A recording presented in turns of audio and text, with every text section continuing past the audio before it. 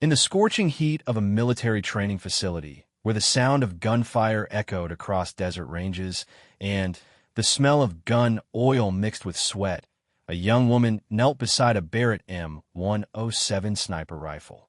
Her hands moved with surgical precision, dismantling the weapon's complex mechanisms as if she were performing a delicate operation. Each component came apart smoothly, methodically, while seasoned Marines around her struggled with the same task. Admiral Marcus Thompson, a decorated Navy SEAL with 30 years of combat experience, had seen thousands of soldiers handle weapons. He trained elite snipers, commanded special operations, and witnessed feats of marksmanship that defied belief. But as he watched this unassuming woman work, something stirred in his chest, a recognition that he was witnessing something extraordinary. What he didn't know was that in just 48 hours, this same woman would achieve what military experts called impossible, a confirmed kill shot at 2,800 meters, shattering records and rewriting the rules of long-range precision shooting. Her story wasn't just about exceptional marksmanship. It was about breaking barriers, defying expectations, and proving that excellence knows no gender. This is the true story of how a quiet determination, an unshakable focus, and an almost supernatural ability with a rifle would transform not just one woman's life, but the entire perception of what female soldiers could achieve in the world's most demanding military operations. Staff Sergeant Sarah Mitchell had always been different, though she'd never thought of it that way. Growing up on a cattle ranch in Montana, she'd learned to shoot before she could properly tie her shoes. Her father, a Vietnam veteran turned rancher, had taught her that a rifle was a tool no different from a hammer or a wrench, something to be respected, maintained, and used with purpose. The Barrett M107 rifle lay before her on the maintenance table, its components gleaming under the harsh fluorescent lights of the armory. Around her, other soldiers worked on their assigned weapons, the metallic sounds of cleaning and assembly creating a steady rhythm in the concrete-walled room. Sarah's movements were different from the others, fluid, confident, almost meditative. Where others fumbled with springs and screws, her hands seemed to know exactly where each piece belonged. She had joined the Army not for glory or adventure, but because it felt like the natural extension of the discipline and precision her father had instilled in her. The military valued the same qualities that made a good ranch hand: reliability, attention to detail, and the ability to remain calm under pressure. What she hadn't expected was how her particular combination of skills would set her apart in ways that sometimes made her uncomfortable. The other soldiers in her unit respected her abilities, but there was often an undercurrent of surprise in their interactions. Comments like "not bad for a girl" or "you shoot better than most guys" were meant as compliments, but they reminded her constantly that she was operating in a space where her gender was always part of the equation. She'd learned to let these remarks roll off her back, focusing instead on the work itself. Admiral Thompson's visit to the training facility was part of a broader assessment tour. As one of the Navy's most senior special operations commanders, he was tasked with evaluating new training programs and identifying potential candidates for advanced marksmanship roles. The military was evolving, and there was a growing recognition that talent could come from unexpected places. He moved through the armory with the measured pace of someone accustomed to command, his eyes taking in every detail. He'd seen countless soldiers clean and maintain their weapons, but something about the woman at the far table caught his attention. Her technique was flawless, but more than that, there was an economy of movement that spoke of deep familiarity with the weapon system. Sarah was unaware of the scrutiny. She'd broken down the rifle's receiver group and was methodically cleaning each component. The M107 was a complex weapon, a semi-automatic anti-material rifle capable of accurate fire at extreme distances. Most soldiers approached it with a mixture of respect and trepidation. Sarah handled it like an old friend. The rifle had come to her unit as part of a new training initiative. The Army was expanding its precision shooting capabilities, and soldiers with demonstrated marksmanship skills were being cross-trained on various long-range systems. Sarah had volunteered immediately, drawn by the technical challenge and the opportunity to push her skills to new levels. Her sergeant, Master Sergeant Rodriguez, had initially been skeptical about her inclusion in the program. It wasn't personal. He'd simply never worked with a female sniper, and he wasn't sure how she'd handle the physical and mental demands of long-range shooting. That skepticism had evaporated during her first week of training when she consistently outperformed soldiers with more experience. The Barrett M107, also known as the M82, fired .50 caliber BMG rounds and had an effective range that stretched well beyond 1,500 meters in the right hands. It was a weapon that demanded respect and precision. The recoil was punishing, the ammunition expensive, and the margin for error minimal. Sarah had taken to it naturally, as if she'd been born to handle such a weapon. Admiral Thompson watched as she reassembled the rifle with the same methodical precision she'd used to dismantle it. No wasted movements, no hesitation, no need to reference the technical manual that lay open beside other soldiers' workstations. Her hands moved with the confidence of someone who understood not just the mechanics of the weapon, but its purpose and potential. "How long have you been working with the M107? He asked, approaching her workstation. Sarah looked up, recognizing the rank insignia, but not immediately placing the face. "About 6 weeks, sir," she replied, standing at attention. 6 weeks, he repeated, glancing at the perfectly assembled rifle before her. "What's your background?" "Cattle ranch, sir. Montana. Been shooting since I was old enough to hold a rifle steady." Thompson nodded. Ranch backgrounds often produced good marksmen. The combination of practical shooting experience, mechanical aptitude, and patience served them well in military applications. But what he was observing went beyond typical ranch-trained shooting skills. "What's the furthest confirmed shot you've made?" "In training or back home, sir?" "Either." Sarah considered the question. The military kept detailed records of training performances, but her longest shots had actually been made years earlier, taking down coyotes that threatened her family's livestock. 1,500 meters in training, sir. About 1,800 back home, but that wasn't with military equipment. Admiral Thompson's eyebrows rose slightly. 1,800 meters was an impressive distance for any shooter, let alone someone using civilian hunting rifles. Most military marksmen considered themselves skilled if they could reliably hit targets at half that distance. "What were you shooting back home?" "Custom .300 Winchester Magnum, sir. My father and I built it ourselves."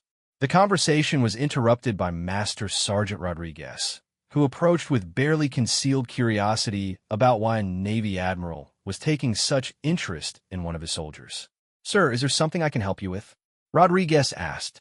"Just observing your training program," Thompson replied. "This soldier was telling me about her background. What's her performance been like?" Rodriguez's expression shifted to one of genuine pride. "Mitchell's been our top performer, sir.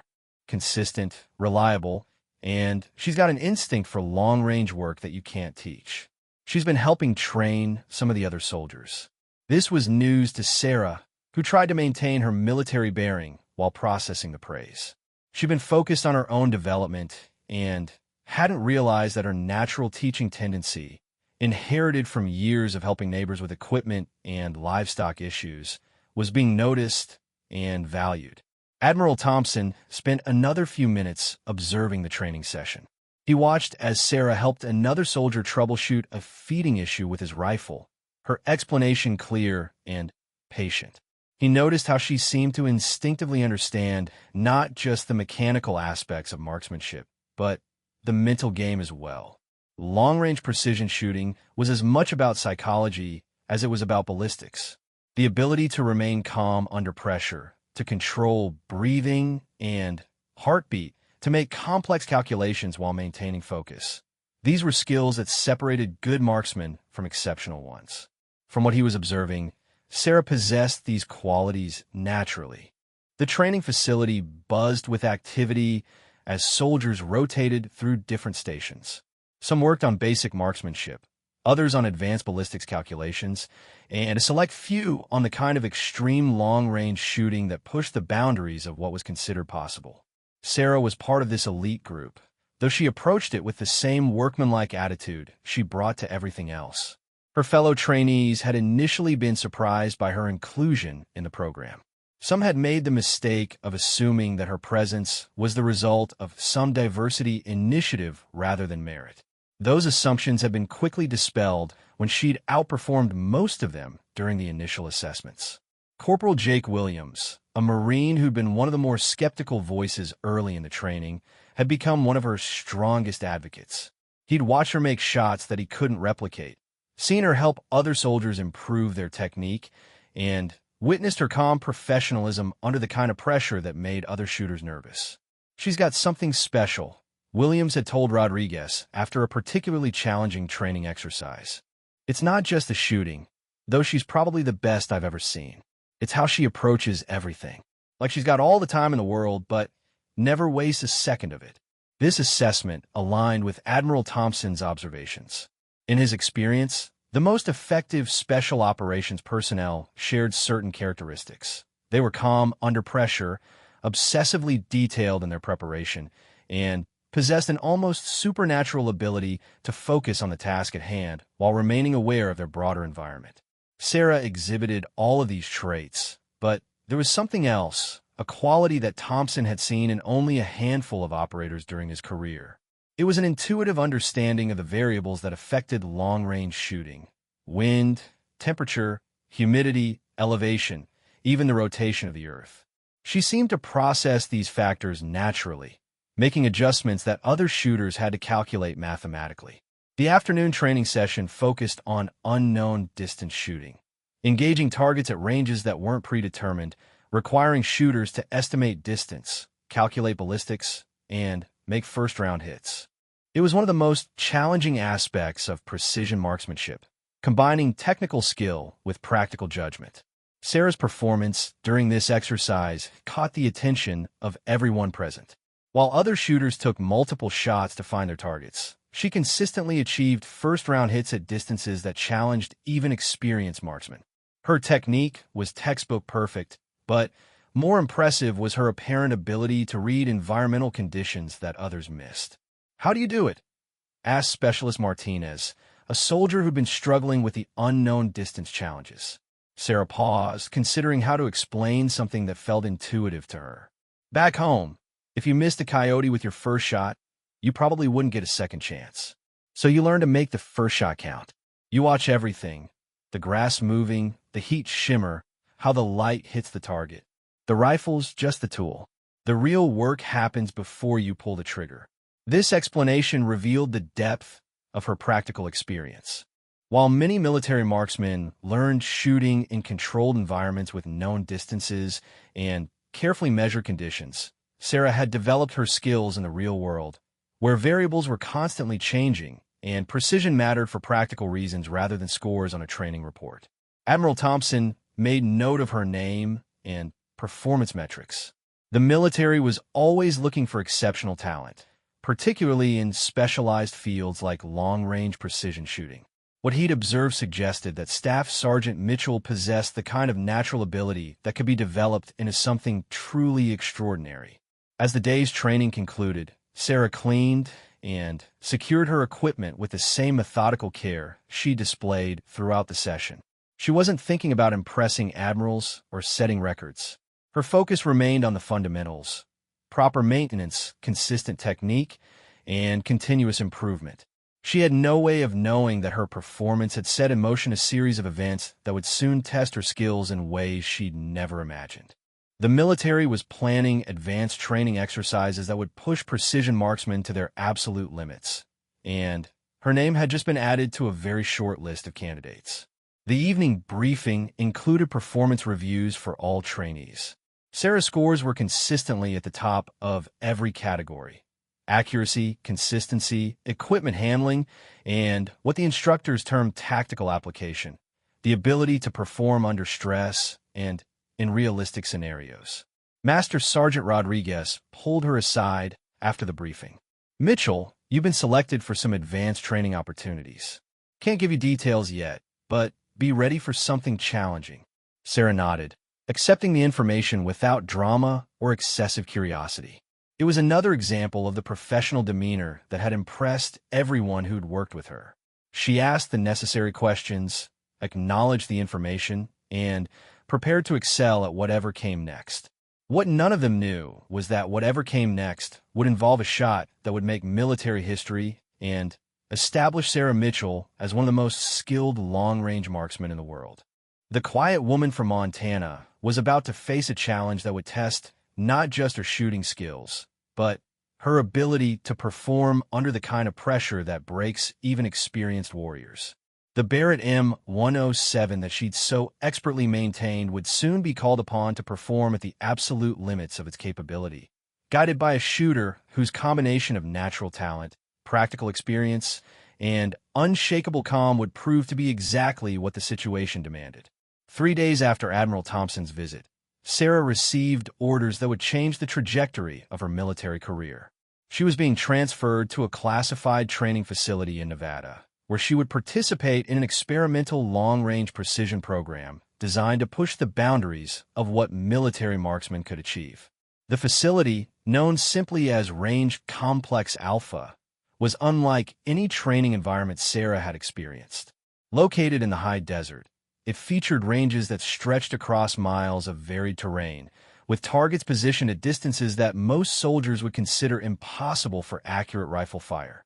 The elevation, dry air, and consistent weather conditions made it ideal for extreme long-range shooting experiments. Sarah arrived at the facility on a Tuesday morning, carrying only her personal gear and service record. The Barrett M107 that had become her preferred weapon would be waiting for her, along with other systems she'd never had the opportunity to use. The program was small. Only 12 marksmen had been selected from across all branches of the military. The other participants included some of the most skilled shooters in the armed forces. There was Gunnery Sergeant Collins, a Marine sniper with 3 combat tours and a reputation for impossible shots under fire. Staff Sergeant Yamamoto, an Army Ranger whose precision had saved countless lives during hostage rescue operations. Chief Petty Officer Brennan, a Navy SEAL whose long-range capabilities had been refined through years of special operations work. Sarah was the only woman in the group, and the youngest by several years. If this bothered her, she didn't show it. She'd learned long ago that her performance would speak louder than any concerns about her presence in traditionally male-dominated spaces. The program director was Colonel Patricia Hayes, a career Army officer who had herself been a pioneer in military marksmanship training.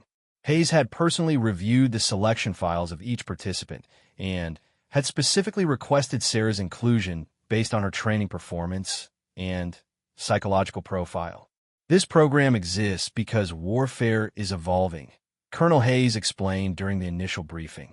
Modern conflicts increasingly require precision engagement at distances that were considered impossible just a generation ago. We're here to determine the absolute limits of human marksmanship capability and develop training protocols that can reliably produce marksmen capable of operating at those limits. The technical specifications were staggering. The program would test shooting at distances up to 3,000 meters using a variety of weapon systems and ammunition types. Success would be measured not just by accuracy, but by consistency, speed of engagement, and performance under simulated combat stress. Sarah studied the ballistics charts with the same focused attention she'd applied to everything throughout her military career.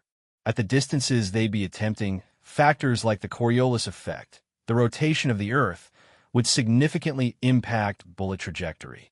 Wind conditions would need to be read with unprecedented precision. Even the shooter's heartbeat could affect accuracy at these ranges. The first week involved familiarization with the various weapon systems and baseline accuracy testing. Sarah worked with rifles she'd only read about in technical manuals. The Chaitak M200 Intervention, the Accuracy International AX50, and highly modified versions of the Barrett M107 equipped with enhanced optics and precision-tuned components. Each weapon had its own personality, its own quirks and preferences. The Chaytak was smooth and refined, designed specifically for extreme long-range work. The Accuracy International was robust and reliable, built to maintain precision under harsh conditions. The modified Barrett combined the power of the .50 caliber round with manufacturing tolerances that approached those of custom-built competition rifles. Sarah's approach to learning these systems impressed the instructors. Where other marksmen focused on immediate performance, she spent hours studying the technical specifications, understanding the engineering principles that governed each weapon's behavior. She'd disassemble and reassemble each rifle until she could do it blindfolded, memorizing not just the location of each component, but understanding how modifications might affect performance. Gunnery Sergeant Collins watched her work with grudging respect. "You know, Mitchell, when I first saw you on the roster, I figured this was some kind of quota thing. But watching you work, you got something different. Most of us learn to shoot in the military. You learn to shoot, then join the military. There's a difference." Collins was right. Sarah's foundation in practical shooting had given her a perspective that differed from traditionally trained military marksmen. She understood weapons as tools for solving specific problems rather than as instruments for achieving qualifying scores. This practical approach served her well as the training intensified. The second week introduced environmental challenges. Shooting at dawn and dusk when light conditions made target identification difficult. Shooting in crosswinds that required compensation calculations most marksmen had never attempted. Shooting at elevated and depressed angles that changed ballistic trajectories in complex ways. Sarah's ranch background proved invaluable here. She'd grown up hunting in all weather conditions, learning to read wind patterns from the movement of grass and leaves, understanding how temperature inversions affected bullet flight, developing an intuitive sense for the dozens of variables that influenced long-range accuracy. During one particularly challenging exercise, shooting at 2,000 meters in a 15 miles per hour crosswind, Sarah achieved a group size that made the instructors check their spotting scopes for calibration errors. 5 shots, all within a circle that could be covered by a dinner plate, at a distance where most marksmen considered hitting the target at all a significant achievement. Chief Petty Officer Brennan, the SEAL team member, approached her after the session. "I've been doing this for 15 years, and I've never seen shooting like that. What's your secret?" Sarah considered the question seriously. "I don't think there is a secret. Back home, if you needed to take down a predator threatening your livestock, you didn't get to choose the conditions. You shot when you had to, with whatever rifle you had, in whatever weather was happening. You learned to make it work, or you lost cattle." This practical foundation had created habits and instincts that serve her well in military applications. While other marksmen calculated wind speed and direction mathematically, Sarah read the environment intuitively, processing visual cues that others missed. While they followed ballistics tables religiously, she made adjustments based on experience with how bullets behaved under similar conditions. The third week introduced stress testing, shooting after physical exertion that elevated heart rate, and breathing, shooting with time constraints that forced rapid target acquisition and engagement, shooting while instructors created distractions designed to break concentration. These exercises revealed another aspect of Sarah's exceptional capabilities. Her pulse remained steady even after intense physical activity. Her breathing controlled itself naturally, without the conscious regulation techniques that other marksmen had to employ. Most remarkably, she seemed able to enter a state of focused calm that made external distractions irrelevant. The psychology instructor, Dr. James Reeves, documented her responses to various stress stimuli. "Mitchell exhibits what we might call adaptive hypervigilance," he explained to Colonel Hayes. "She's simultaneously aware of her environment and completely focused on her immediate task. It's a rare combination that's typically seen only in the most elite special operations personnel." Admiral Thompson visited the facility during the third week to observe the program's progress. He'd been following Sarah's development through weekly reports and wanted to see firsthand how she was adapting to the advanced training. What he observed exceeded his expectations. Sarah had not only mastered the technical aspects of extreme long-range shooting, but had become an unofficial instructor for other participants. Her ability to diagnose and correct shooting problems had made her a resource that even experienced marksmen sought out. "She's got an eye for reading wind that I've never seen before," reported Staff Sergeant Yamamoto. "Yesterday, she called a wind change 30 seconds before any of the rest of us noticed it. Made the shot while we were still adjusting our scopes." This ability to read environmental conditions with unusual precision was becoming Sarah's signature capability. The instructors had begun timing her environmental assessments, and her accuracy in predicting wind changes was approaching 90%, a percentage that most meteorologists would envy. The fourth week focused on real-world application scenarios, shooting from improvised positions rather than comfortable bench rest setups, engaging multiple targets at varying distances in sequence, shooting from concealed positions that required precise range estimation without the aid of electronic rangefinders. These exercises tested not just marksmanship skills, but tactical judgment and adaptability. Sarah's ranch experience again proved valuable. She was accustomed to shooting from unconventional positions, using fence posts, rocks, or vehicle hoods as improvised supports. Her ability to quickly establish a stable shooting platform from almost any position impressed both instructors and fellow marksmen. During one memorable exercise, participants were required to engage targets at unknown distances from a prone position behind natural cover. The targets were steel plates of varying sizes positioned between 1,500 and 2,500 meters away, with no electronic aids permitted for range estimation. Sarah's performance during this exercise became part of facility folklore.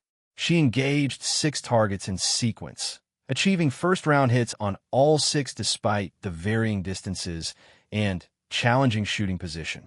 Her range estimation, based purely on visual assessment and experience, was later verified to be accurate within 2%, a level of precision that even laser rangefinders sometimes struggled to match. Colonel Hayes watched the exercise through high-powered spotting scopes, calling out each hit as it occurred. Target 1 hit, Target 2 hit, Target 3. How is she doing this? The distance varies by 800 meters between targets, and she's not even adjusting her scope. The answer, as it turned out, was that Sarah had developed an intuitive understanding of her rifle's trajectory that allowed her to use holdover techniques with unprecedented accuracy. Rather than mechanically adjusting her scope for each distance, she was calculating the required holdover mentally and executing it with muscle memory developed through thousands of practice shots. This level of shooting skill began attracting attention beyond the training facility. Word of the exceptional performance was filtering up through command channels, reaching officers who specialized in long-range reconnaissance and special operations planning. Admiral Thompson received a detailed briefing on the program's progress, with particular emphasis on Sarah's development. The implications were significant.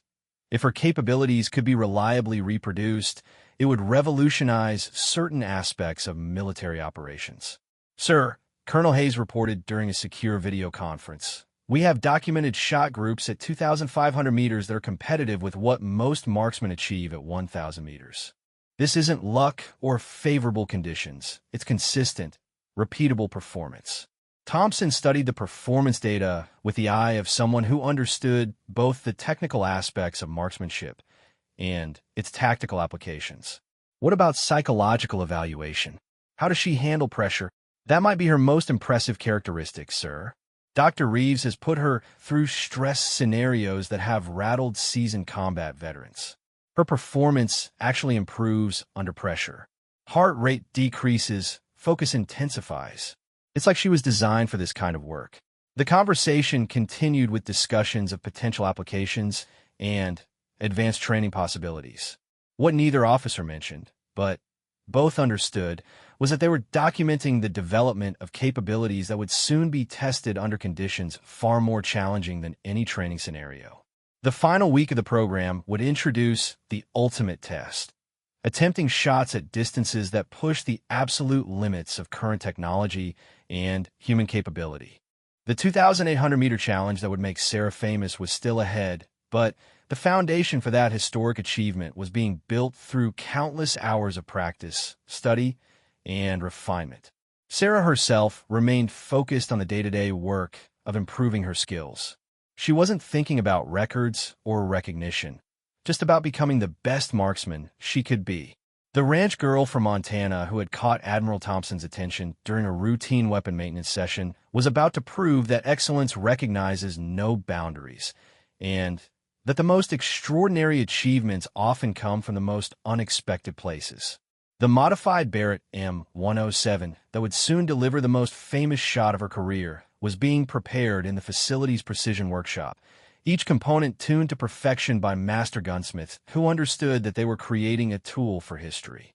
The morning of the final evaluation dawned clear and still, with visibility that stretched to the horizon across the Nevada desert. Sarah arrived at Range Complex Alpha before sunrise, as had become her habit throughout the 5-week training program. She preferred the quiet hours before the facility came fully alive, using the time for equipment checks and mental preparation. Today would be different. The final exercise had been designed to test the absolute limits of long-range marksmanship capability. Targets had been positioned at distances ranging from 2,200 to 2,800 meters, ranges that pushed beyond what was considered reliably achievable with current weapons technology. The 2,800-meter target represented something special. At that distance, a bullet would spend nearly 4 seconds in flight, traveling in an arc that would rise more than 300 feet above the shooter before beginning its descent toward the target. Environmental factors that were negligible at normal shooting distances would become critical variables. The Earth's rotation would deflect the bullet nearly 18 inches if not properly compensated for. Sarah had been studying the ballistics calculations for this shot for weeks. The numbers were intimidating, even for someone with her mathematical aptitude. Wind drift alone could push the bullet several feet off target if conditions changed during the bullet's flight time. Temperature, humidity, and barometric pressure all played roles in determining the bullet's trajectory. But numbers were just the starting point. Sarah had learned through experience that successful long-range shooting required integrating calculated ballistics with intuitive reading of environmental conditions and precise execution under pressure. The 2,800-meter shot would test all these elements simultaneously. The weapon selected for the attempt was a Barrett M107 that had been modified by the facility's precision gunsmiths. Every component had been hand-selected and precisely fitted. The barrel had been carefully broken in with a specific ammunition type, and the rifle's harmonics had been tuned to optimize accuracy. The scope was a Schmidt and Bender PMI 5-45x56 with custom turrets calibrated specifically for the ammunition and environmental conditions expected that morning. Admiral Thompson had arrived the previous evening to personally observe the final evaluations. Word of the program's exceptional results had reached the highest levels of military command, and there was considerable interest in documenting exactly what was possible with current technology and exceptional human capability. Mitchell, Colonel Hayes briefed her during the pre-dawn preparation. You understand that today's exercise is as much about exploration as evaluation. We're trying to establish baseline capabilities that will inform future training programs. Whatever happens out there, you've already exceeded every expectation we had for this program. Sarah nodded, appreciating the colonel's attempt to reduce pressure while simultaneously feeling the weight of expectation that came with being selected for such an extraordinary test.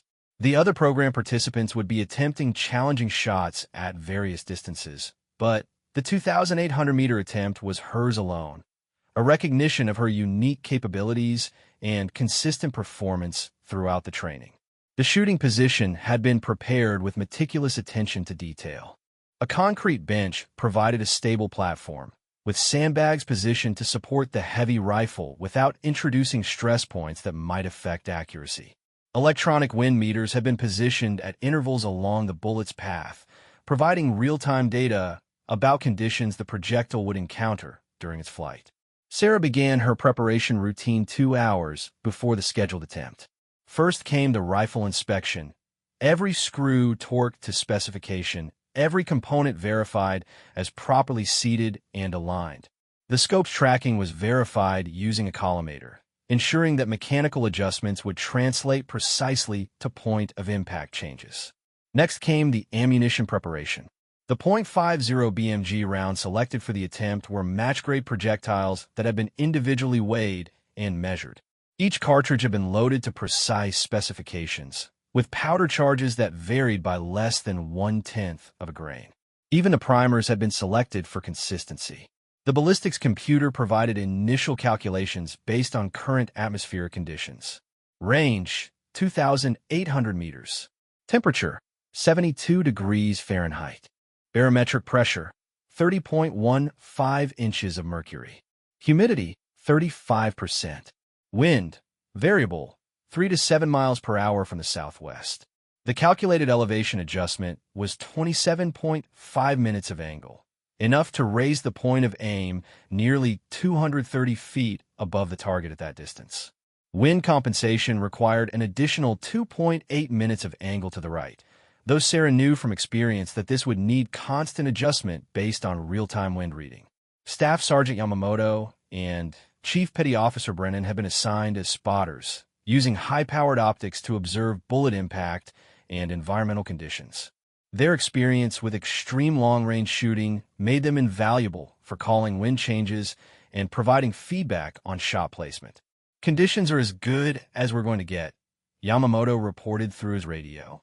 "Mirage is minimal, visibility is excellent, and wind is relatively stable." Sarah settled into her shooting position with the deliberate care that had become her trademark.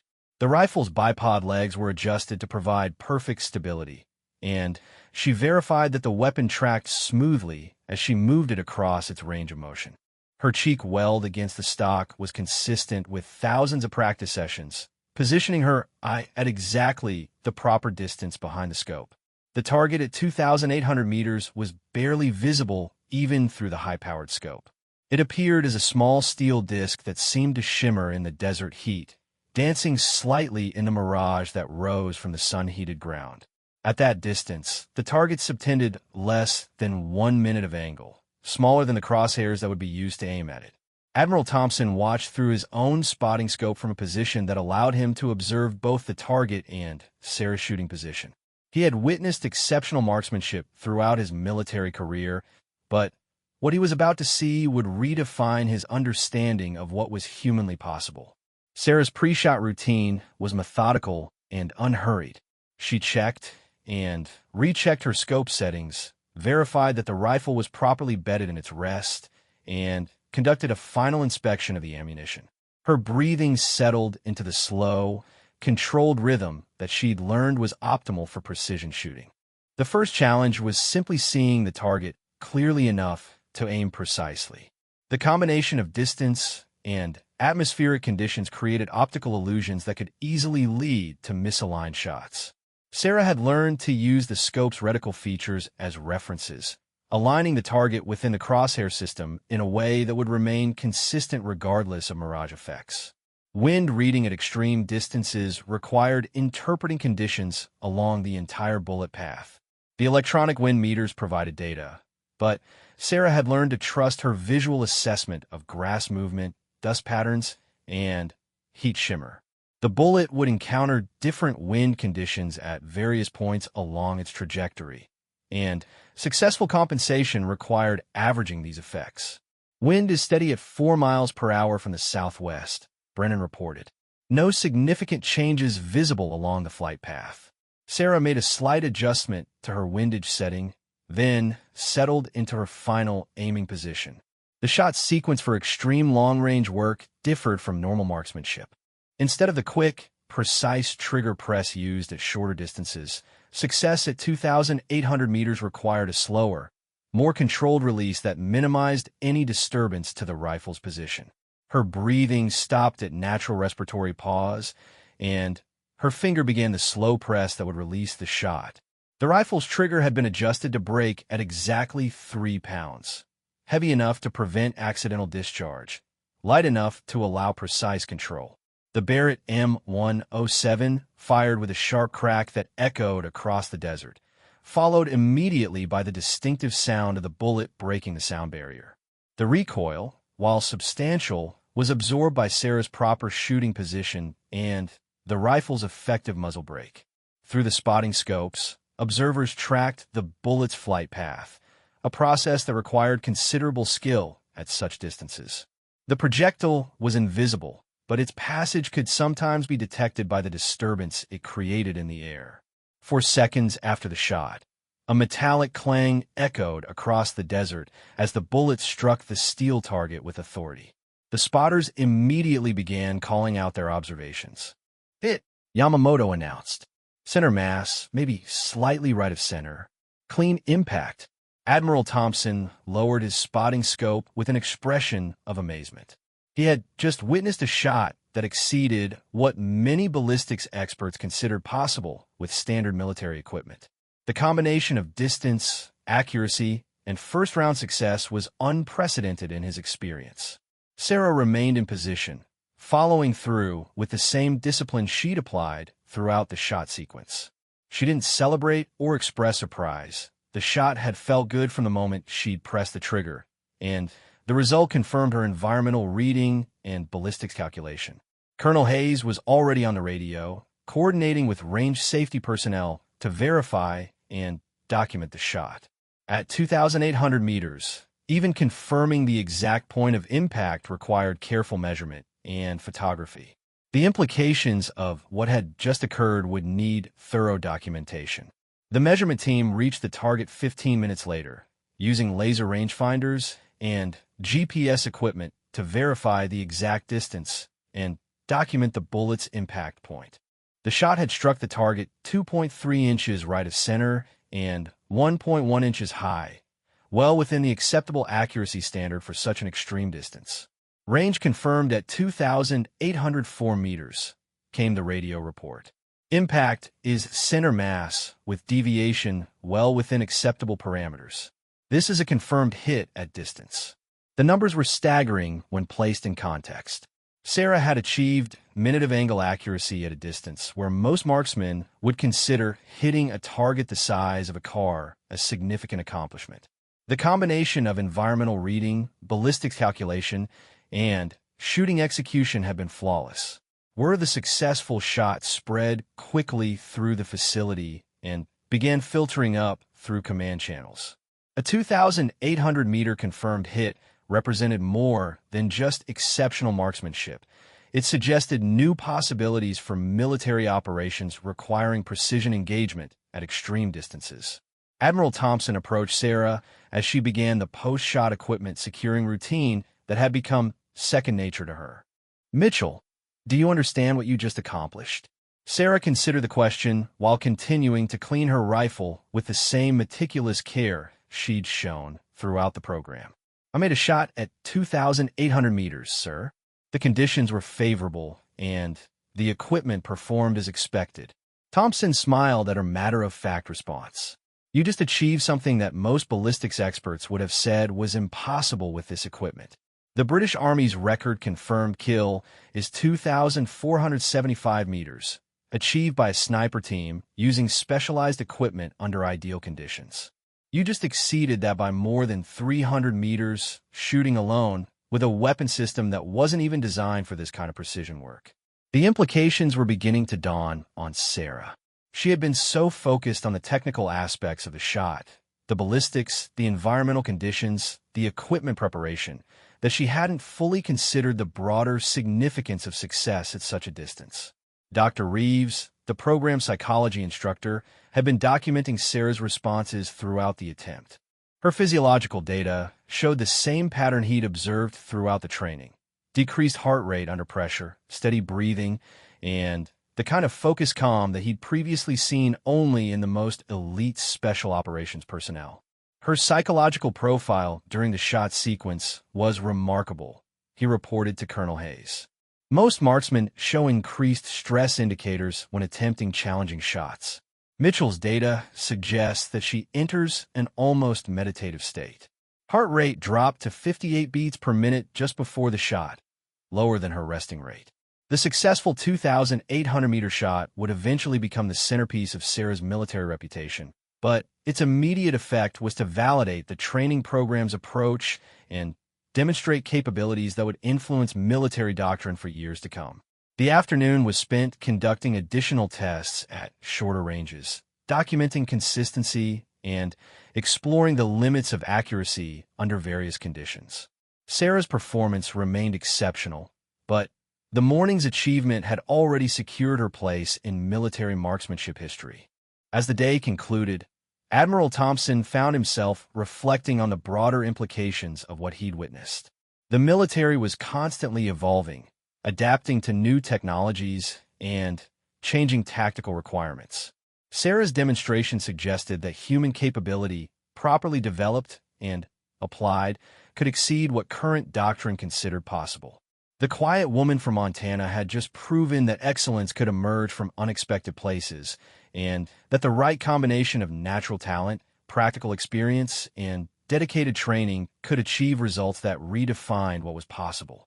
The 2,800-meter shot would be remembered and studied for decades, but for Sarah, it was simply another step in her ongoing journey of military service and personal excellence. The news of Sarah's 2,800-meter shot traveled through military channels with unprecedented speed. Within 24 hours of the achievement, secure communications systems carried reports to Pentagon planners, special operations commanders, and training facilities across all branches of the armed forces. The implications extended far beyond a single remarkable shot. They suggested new possibilities for military operations and training methodologies. Admiral Thompson found himself fielding calls from senior officers who wanted to understand exactly what had been achieved and how it might be replicated. The combination of distance, accuracy, and first-round success challenged existing assumptions about the limits of human marksmanship capability. "Sir," reported Colonel Hayes during a secure video conference with Pacific Fleet Command, "we've documented capabilities that exceed current doctrine by significant margins. This isn't about one exceptional soldier. It's about training methodologies that might produce similar results with other personnel."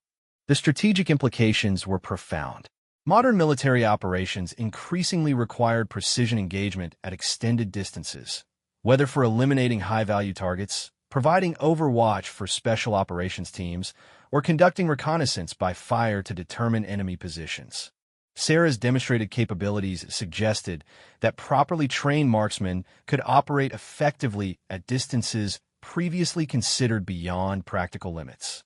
Sarah herself remained focused on the technical aspects of her achievement.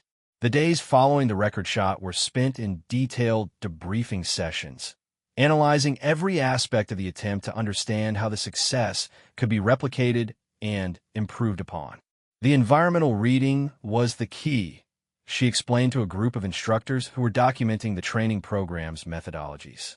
The ballistics calculations provided a starting point, but success at that distance required integrating mathematical predictions with real-time assessment of conditions that couldn't be measured electronically. This insight reflected Sarah's unique combination of practical shooting experience and military training. Her ranch background had taught her to read environmental conditions intuitively, while her military education provided the technical framework to apply that intuition systematically. The Barrett M107 that had delivered the historic shot was immediately secured for detailed analysis. Military armorers wanted to document every aspect of its configuration, from the precise barrel specifications to the ammunition specifications that had proven so effective at extreme range. Master Sergeant Rodriguez, Sarah's original instructor, arrived at the facility to participate in the analysis and documentation efforts.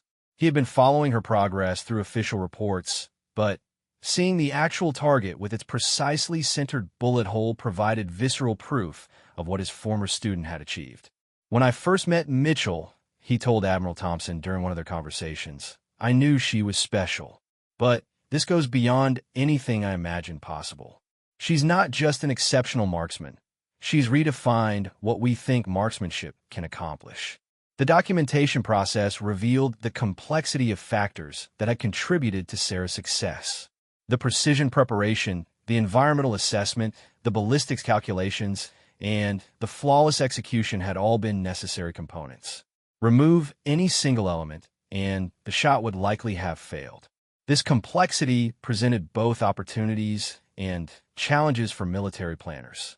The capabilities Sarah had demonstrated were clearly valuable for certain operational scenarios, but developing similar skills in other personnel would require significant investment in training time, equipment, and specialized instruction. Dr. Reeves conducted extensive psychological evaluations to understand the mental characteristics that had enabled Sarah's exceptional performance.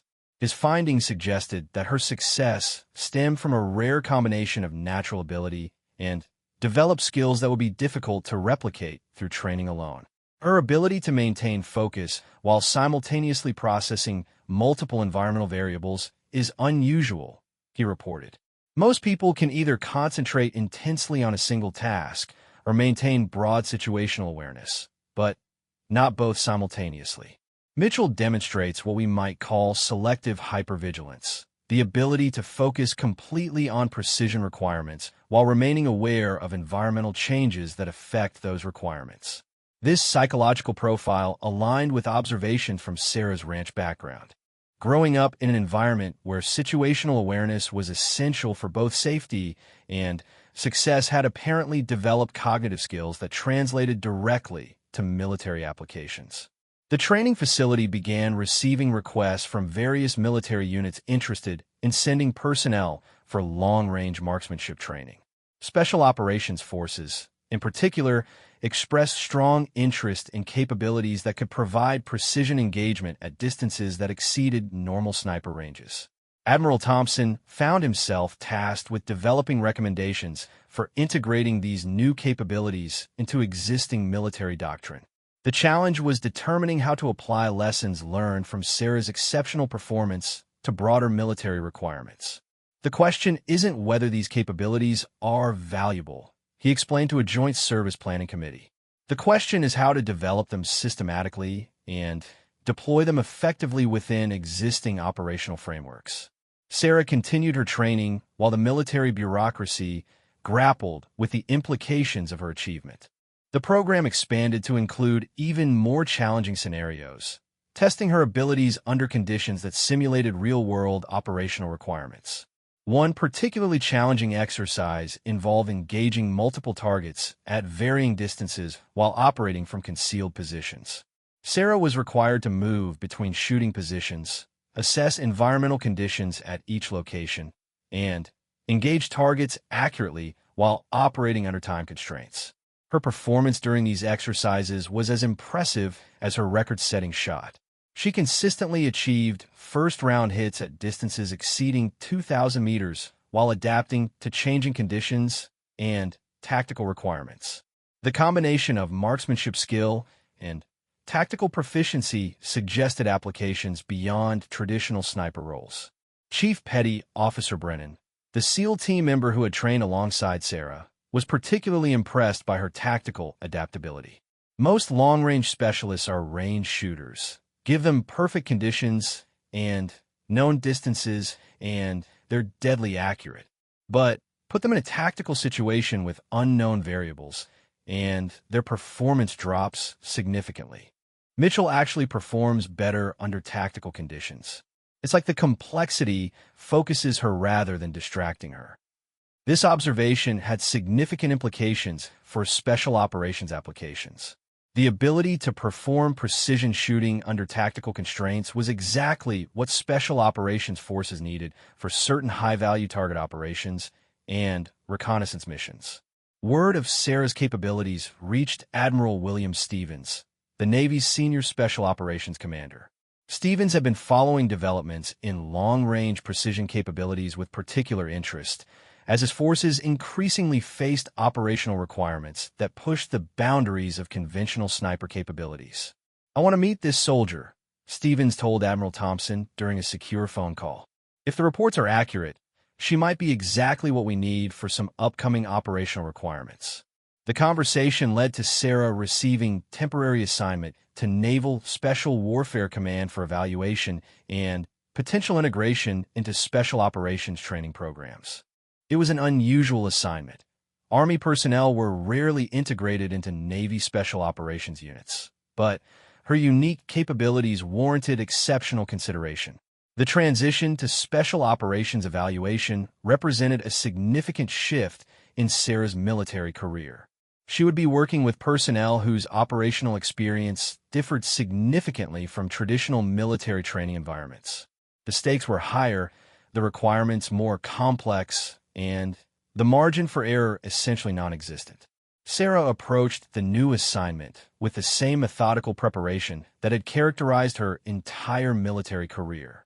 She studied special operations procedures, learned about the tactical applications of long-range marksmanship in unconventional warfare, and prepared herself mentally for integration into a community known for its demanding standards. The special operations evaluation would test not only her shooting skills, but her ability to operate effectively within small teams under conditions that were inherently unpredictable. Success would require adapting her individual excellence to collaborative requirements while maintaining the precision that had made her exceptional. Admiral Stevens met with Sarah personally before her evaluation began.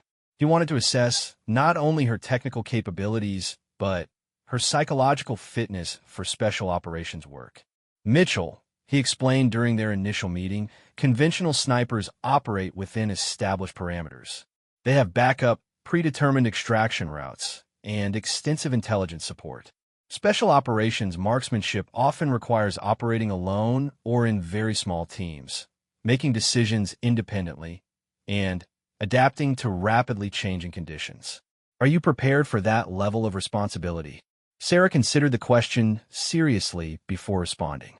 Sir, I grew up making decisions that affected my family's livelihood. If I made a bad shot, we lost livestock. If I misread conditions, someone could get hurt. The stakes are different now, but the principle is the same. You prepare as thoroughly as possible, then execute with confidence when a moment comes. This answer demonstrated the practical foundation that had shaped Sarah's approach to challenging situations.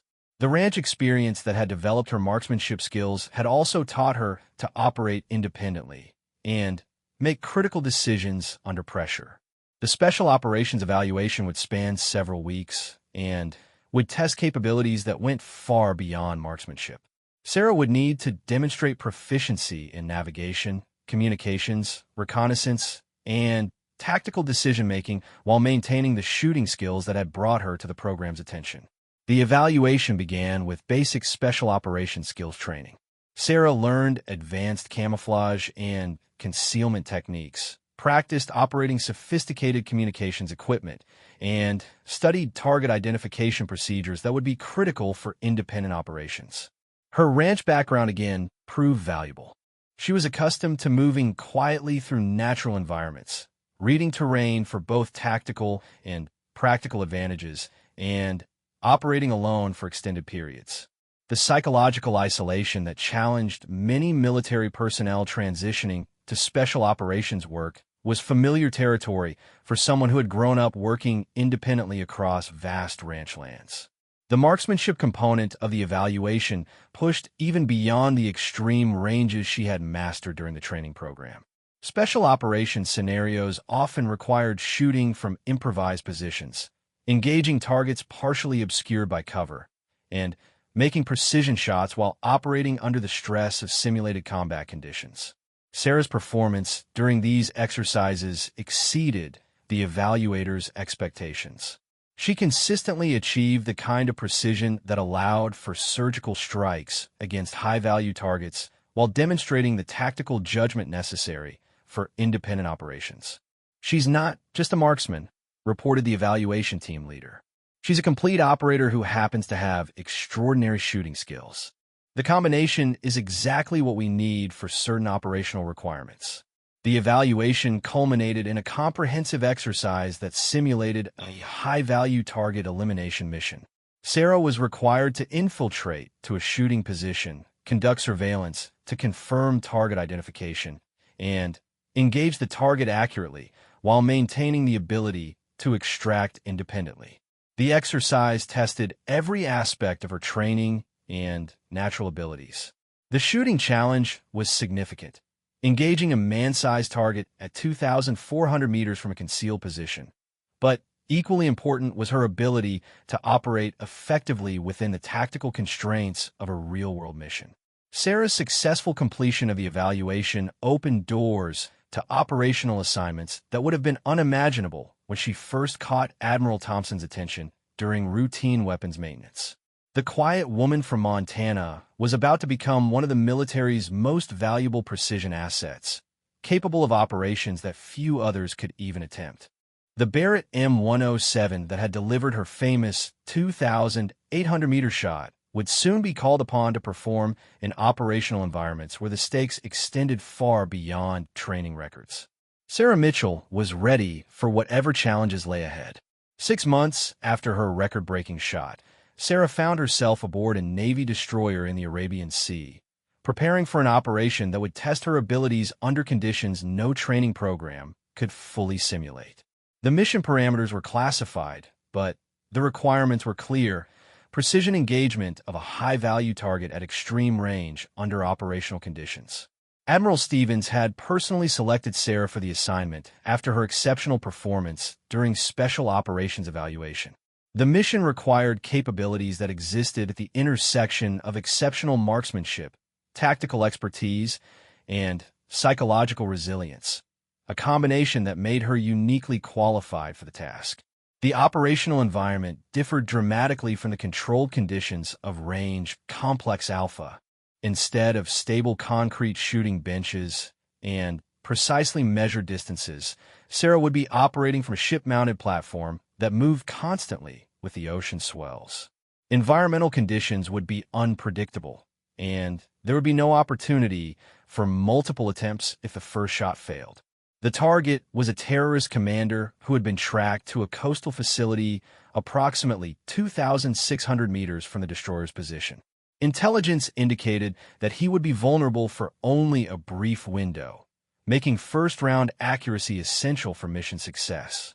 Sarah spent the preceding days studying detailed reconnaissance photos, weather patterns, and ballistics calculations specific to maritime shooting conditions. The challenges were unprecedented in her experience. Shooting from a moving platform at a stationary target required compensating for the ship's motion while maintaining precision at a distance that pushed the limits of her equipment. The Barrett M107 had been modified specifically for maritime operations, with specialized mounts that minimized the transfer of ship movement to the rifle. Even so, timing the shot to coincide with the vessel's natural motion patterns would be critical for accuracy. Chief Petty Officer Brennan, who had trained alongside Sarah during the precision marksmanship program, served as her spotter for the operation. His experience with maritime special operations made him invaluable for reading sea conditions and predicting how they would affect shot placement. The target window opens at 0630 hours. Brennan briefed her during final preparations. Intelligence indicates he'll be visible for approximately 90 seconds as he moves between buildings. Wind conditions are favorable, but we'll need to account for the ship's roll pattern. Sarah had been studying the destroyer's motion characteristics for 3 days, learning to predict the vessel's movement patterns and identify the optimal moment within each roll cycle for taking her shot. The ship's movement was surprisingly predictable once understood, but the timing requirements were more demanding than anything she had previously attempted. The pre-dawn hours were spent in final equipment checks and mental preparation. Sarah's routine remained unchanged despite the operational environment. Methodical inspection of every component, verification of ammunition consistency, and the meditative focus that had become her trademark. The shooting position had been prepared on the destroyer's forward deck, with wind screens and stabilization equipment that provided the best possible platform given the constraints of operating from a naval vessel. Electronic wind meters provided real-time data about conditions between the ship and target, though Sarah knew from experience that her visual assessment would be equally important. Admiral Thompson, who had been following Sarah's career since their first meeting, was aboard the destroyer as an observer. The operation represented validation of the training programs he had helped develop and demonstration of capabilities that were reshaping military doctrine. "Mitchell," he said during the final briefing, "this operation proves that exceptional individual capability, properly supported and applied, can accomplish missions that would otherwise require extensive resources and personnel. Whatever happens today, you've already demonstrated the value of pushing human potential to its limits." Sarah appreciated the Admiral's confidence while remaining focused on the immediate technical challenges. The shot she was about to attempt combined every skill she had developed throughout her military career: environmental reading, ballistics calculation, equipment mastery, and the psychological control necessary for performing under extreme pressure. The target facility came into view as dawn broke over the coastline.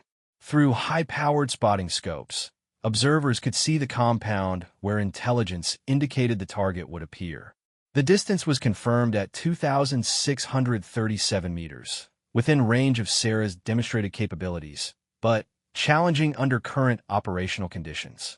"Target building is visible," Brennan reported through the communication system.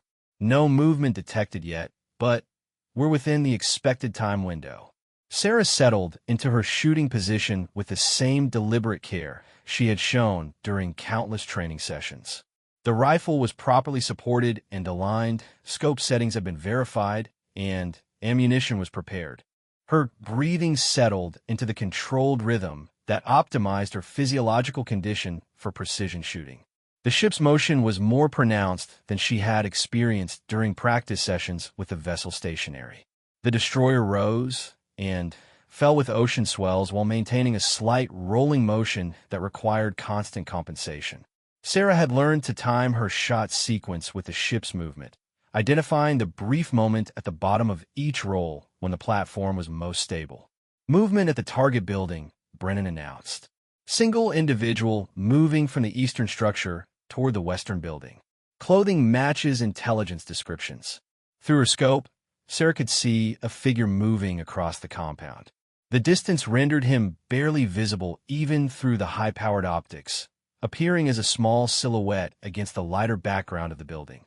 Target identification required comparing the figure's movement patterns and clothing with detailed intelligence briefs she had studied extensively.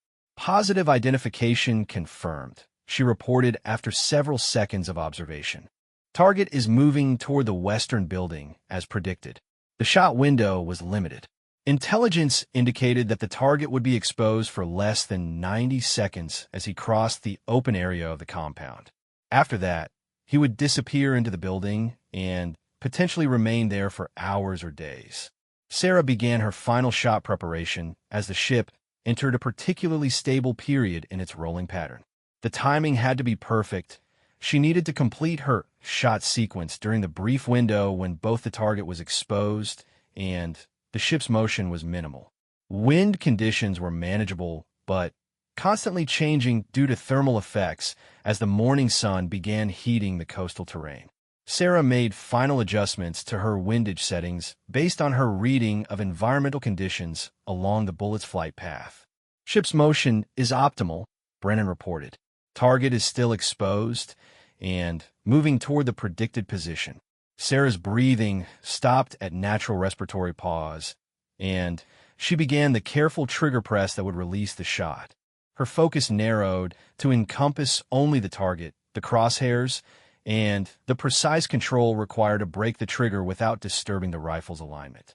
The Barrett fired with its characteristic sharp report, sending the .50 caliber projectile on a trajectory that would take nearly 4 seconds to reach the target. The recoil was absorbed by Sarah's proper shooting position and the rifle's effective muzzle brake, allowing her to maintain sight picture and observe the bullet's impact.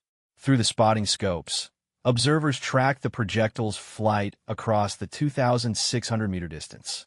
The bullet struck exactly where Sarah had aimed, eliminating the target with the kind of precision that had made her legendary within military special operations communities. "Target down," Brennan confirmed through his spotting scope. "Clean hit, center mass." Mission accomplished. Admiral Thompson watched through his own optics as personnel at the target facility responded to what had just occurred. The precision of the shot and the extreme range from which it had been delivered would leave them unable to determine the source of the attack, exactly as mission planners had intended. The successful completion of the operation validated everything that military planners had hoped to achieve through advanced marksmanship training programs.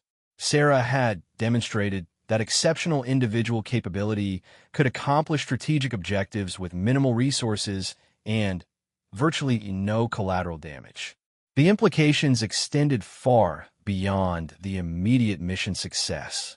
Sarah's achievement proved that properly trained and equipped marksmen could operate effectively at ranges and under conditions that had previously been considered impossible. This capability would influence military planning and operations for decades to come. In the weeks following the operation, Sarah found herself at the center of a military training revolution. Her techniques were studied and documented, her equipment configurations were analyzed and replicated, and her training methodologies were incorporated into advanced marksmanship programs across all branches of the military. The ranch girl from Montana, who had caught Admiral Thompson's attention during routine weapons maintenance, had become one of the military's most valuable assets. Her combination of natural talent, practical experience, and dedication to excellence had redefined what was possible in precision marksmanship. But perhaps more importantly, Sarah had demonstrated that exceptional performance could emerge from unexpected places. Her success challenged assumptions about gender roles in combat operations, proved the value of unconventional backgrounds in military service, and showed that individual excellence, properly developed and applied, could achieve results that exceeded what entire units might accomplish through conventional means. The Barrett M107 that had delivered both her famous training shot and her successful operational mission was eventually retired to a place of honor in the military's Marksmanship Training Museum. But the legacy of Sarah's achievements continued to influence military doctrine, training programs, and the careers of marksmen who would follow in her footsteps. Sarah herself continued her military service with the same quiet professionalism that had characterized her entire career. She accepted the recognition that came with her achievements while remaining focused on the continuous improvement that had made her exceptional in the first place. Years later, when military historians analyzed the evolution of precision marksmanship capabilities in the early 21st century, they would identify Sarah's 2,800-meter shot as a pivotal moment that changed military thinking about human potential and individual capability. Her story became part of military lore, inspiring future generations of soldiers to push beyond assumed limitations and pursue excellence regardless of the obstacles they might face. The quiet determination, technical mastery, and unshakable focus that had made Sarah exceptional remained her defining characteristics throughout her military career. She continued to achieve remarkable results in operational environments, but she never lost sight of the fundamental principles that had shaped her from the beginning: thorough preparation, precise execution, and the understanding that excellence was not a destination, but a continuous journey.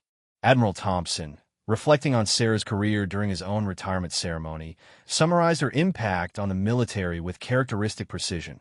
Staff Sergeant Mitchell didn't just break records, she broke barriers. She proved that the human element remains the most important factor in military effectiveness, and that individual excellence, properly supported and applied, can achieve results that transform entire organizations. Her legacy will influence military operations long after her own service is complete. Sarah Mitchell's story became a testament to the power of quiet determination, the value of unconventional backgrounds, and the extraordinary results that could be achieved when natural talent met dedicated training and operational opportunity. The SEAL Admiral who first noticed her stripping an M107 rifle had witnessed the beginning of a military career that would redefine the possible and inspire countless others to pursue their own paths to excellence.